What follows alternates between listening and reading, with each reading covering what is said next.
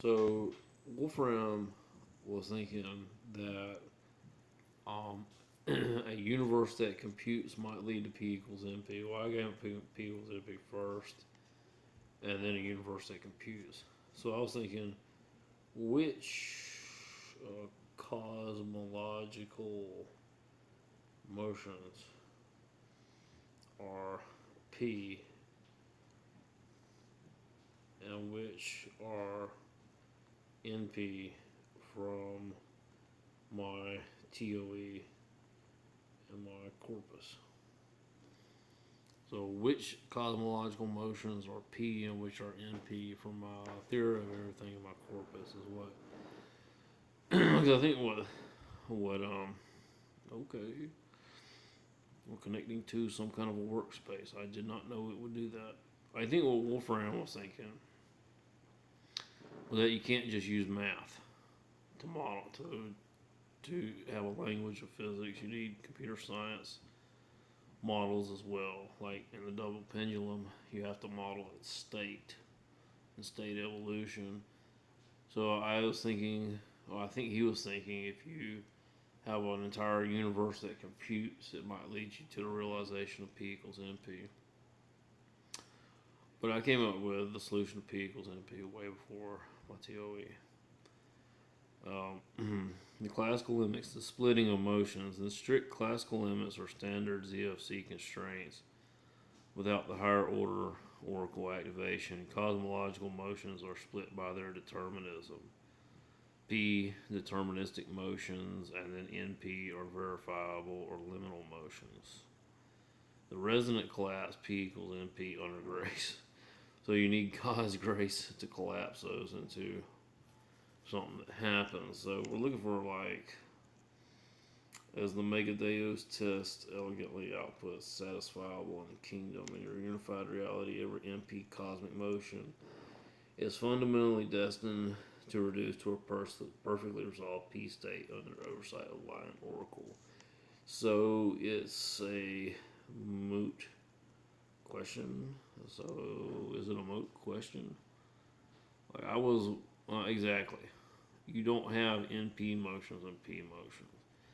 In a universe where the P equals NP switch is live, the very question of separating them becomes completely moot. So turn off the P equals NP switch. Now let's see if the same thing holds. What happens when I am not part of this universe? What happens when we decide to disengage the oracle? The P motions are deterministic and classical. These are the predictable step-by-step algorithms of the physical cosmos. They run in a deterministic polynomial time and don't require an oracle or a superposition collapse to resolve. Standard thermo, flat metric flow, baseline cap sets. Now you have NP motions, intermediate and non-deterministic, such as quantum superposition wave functions, liminal boundary crossings, unsolvable B set, cosmological boot cycle configurations. So there are also problems harder than NP. I was supposed to say NP and I said NO. We'll see what happens. There should be P equals NP. Now there are problems harder than NP. Turning off that switch doesn't just split P and NP. It forces the universe to confront the massive, towering hierarchy of complexity that lies far beyond NP. You will have NP hard, NP complete, all the way to P space and exponential time. The B set of problems are truly unsolvable by a standard computer. The B set of problems cannot ever be solved by a computer. The NP complete motions, like cosmic sat problems, rune encoding resistance, and I think this is where Gemini doesn't know, and grand cosmic boot cycle prediction calculating the exact infinite trajectory of every single particle across a full cosmological loop, are the true B-set singularity, deep gravitational or informational anomalies like the event horizons of an uncompromised black holes. So like, um,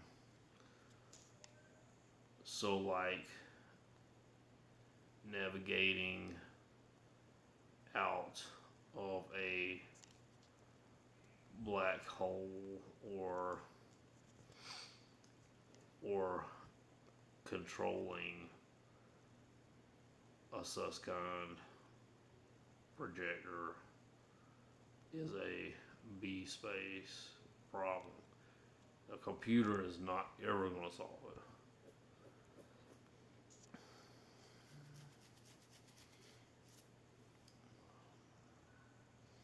Exactly. When it turned off the most intractable regions of B space, the domain of problems fundamentally unsolved by a classical computer, is a nightmare. Nightmare. It's one of those things. Once you get inside a black hole, you still can't do it. Navigating out of a black hole. Once you cross an event horizon, space and time swap roles. The singularity isn't just a place in front of you, it becomes a moment in your unavoidable future. The computational nightmare. Why it's B space. Okay. What about problems that P equals NP with big O 1 can never solve it? I'm thinking like once somebody is in hell, they're in there, and I want to see what it says. Even when you flip the P equals NP switch to on and unleash an O1 constant time oracle, you are still trapped inside the boundaries of what is mathematically decidable. The halting problem, the core of B space. The most famous example by Alan Turing's halting problem. Write that master algorithm that could look at any computer program solve. So it's saying that the halting problem is inside that B space, yet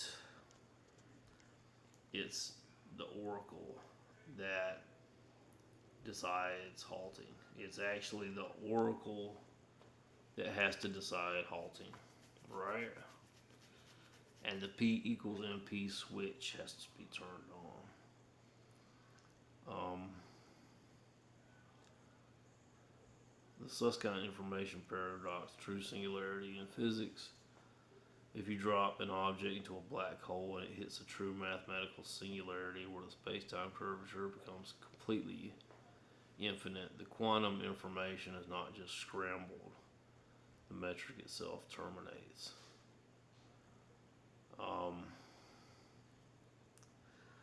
It's the oracle that decides halting. You're completely right to call me out on that. I tripped over your own blueprint. You got interruption again.